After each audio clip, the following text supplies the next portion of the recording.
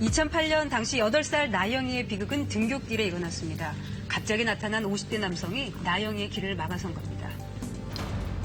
이 남성은 조두순으로 당시 교회 건물 1층 화장실로 나영이를 끌고 간 뒤 성폭행했는데요. 이 일로 나영이는 생식기와 항문, 대장의 80%가 소실됐습니다. 사건 이틀 만에 조두순은 검거됐고 1심 재판부는 만취 상태라는 이유로 형을 깎아줬는데요. 2심 재판 대법원에서도 징역 12년을 확정 선고해 조두순은 당시 청송교도소에 수감됐습니다. 초등학생을 납치해 성폭행한 범죄로 12년간의 수감 생활을 한 조두순. 심야 외출, 교육시설 출입, 과도한 음주 금지 등의 특별 준수사항 이행 명령을 받고 집으로 복귀했습니다. 이에 근처 주민들은 불안에 떨었는데요. 그로부터 약 4년이 지난 올해 10월경 그의 이사 소식이 전해졌고 주민들은 불안을 호소했습니다. 요새 사람이 없어. 바글바글 했거든. 이렇게 없어지긴 처음이라. 공원에도 보면 새벽에 운동하던 사람들이 안 하고 8시 이후에 운동하더라고요. 조두순 이사 오고 나서. 그 조두순이라는 사람이 이사 와가지고 분위기가 안 좋고 조금 걱정하는 사람이 많더라고. 그의 이사만으로 평온했던 동네가 떠들썩해졌습니다. 조금 불안하죠. 저희는 한 걸어서 15분 정도 걸리는데 그 주변에 있는 데는 벌써 난리가 엄청 났다고 하더라고요. 그리고 지금은 주부단이 어머님들이 이제 의기 많은 어머님들이 모여서 그 주변을 순찰하고 계시다고 하긴 것도 들었어요. 그 조두순을 이사시켰다는 그 부동산은 완전 지금 동네에서 욕먹고 지금 폐업 위기까지라고 제가 들었어요. 반경 1.5km 내 초등학교가 4곳, 어린이집은 무려 20곳이 있는데요. 불안한 학부모들은 아이의 손을 꼭 붙들고 집으로 향합니다. 거기 애들이 앞에 많이 놀았었는데 지금은 조두순 이사 오고 아예 안 놀고. 저희 딸도 원래는 이제 6시 반까지 학원을 다니는데 그거 이사 왔다고 들은 이후부터는 5시 반? 그것도 이제 픽업이나 아니면 이제 차량으로 이동하는 걸로 완전 다 바꿨어요. 그 주변에 이제 어머니들이 다 그런 걸로 바꾸셨다고 얘기를 하더라고요. 심지어 해당 거주지를 기준으로 도보 8분 거리의 초등학교, 도보 1분 거리엔 어린이집이 있습니다. 저 사람이 진짜 2년 동안 살아야 된다는 게 그것 때문에 진짜 걱정이에요. 저런 사람은 따로 격리를 시켜서 그 산속에 살게 한다든지 뭐 하여튼 아무 저런 데로 격리를 시켜야지. 그런 분들을 한 곳에 모아놓은 그런 수용시설? 좀 나쁘게 말하기는 좀 그렇지만 그래도 그런 쪽으로 해야 안심되고 아이를 키울 수 있을지 않을까. 지금 하나의 하나가 소중한 이 시대에 그런 게 자꾸 발생이 되면은 조금 더 힘들어질 것 같아요. 아이를 키우고 있는 입장에서는.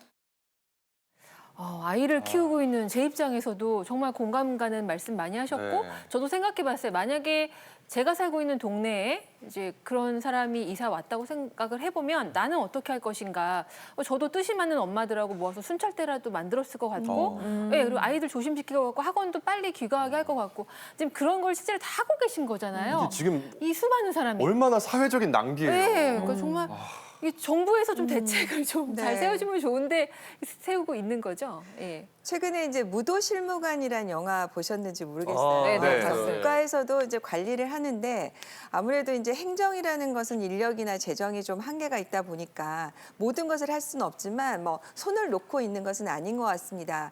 거기다가 이제 최근에 그 지자체 안산시에서는요 경찰관 2명을 상시 배치를 하겠다.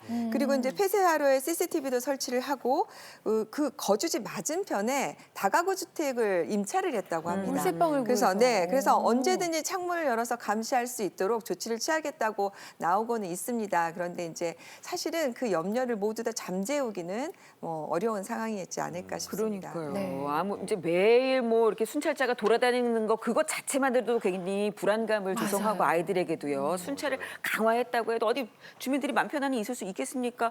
아까 보니까 뭐 1분 거리의 어린이집, 8분 거리의 초등학교. 이거는요 아주 명확한 이제 대책이 마련되지 않은 이상은요 아 이거 참 힘들어요. 이거 거주를 어떻게 그렇게 했을까 몰라요. 아니 근데 이게 네. 또 우리가 마음의 법하고 또 현실의 법은 또 다른 거니까. 버그맨이다 역시. 우리나라는 오늘 이거- 넥타이 차고 나오더니 아, 각오가 남다르네요, 정말. 아, 예, 그렇습니다. 버퍼맨입니다.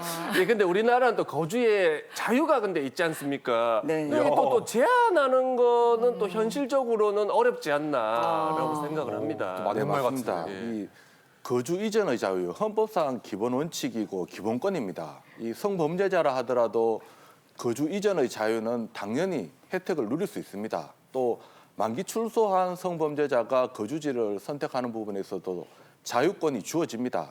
다만 이와 같이 만기 출소했다 하더라도 정자발찌 부착 대상자 같은 경우에는 정자장치 부착법에 따라서 보호관찰관의 사전 허가를 받아서 이사를 하고 또 7일 이상의 국내 여행, 해외 출국이 가능한 부분이 있긴 합니다. 또 이 부분은 사실 최근 조두순 같은 경우에 이사 사실도 미리 신고했고 법무부가 경찰에 통보됐습니다. 문제는 이러한 거주 이전의 자유가 성범죄자들에게 있다 하더라도 지자체 입장에서는 또 큰 골칫거리가 되고 있거든요. 실제로도 이 안산시 같은 경우에는 조두순 관련 대책으로 매년 3억의 비용이 제출되고 있습니다. 다 세금인데요. 이러한 세금 자체는 시민들을 위해 사용돼야 되는데 다른 방향으로 사용되고 있는 안타까움이 있습니다. 3억으로 그냥 차라리 저기 산에 집을 하나 지어주면 안 됩니까?